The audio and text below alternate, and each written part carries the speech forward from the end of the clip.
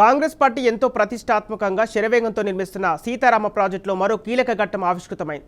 భద్రాద్రి కొత్తగూడెం జిల్లా ములకలపల్లి మండలం పుష్పగూడెం వద్ద ఏర్పాటు చేసిన రెండో పంపు హౌస్ రైల్ సక్సెస్ఫుల్గా నిర్వహించారు.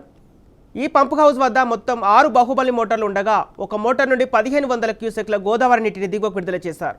ఇటీవల మంత్రి తుమ్మల చొరవతో చైనా నుంచి వచ్చిన షాంఘై కంపెనీ ఇంజనీర్ల బృందంతో జపాన్కు చెందిన టెక్నీషియన్తో కలిసి ట్రయల్ రన్ నిర్వహించారు.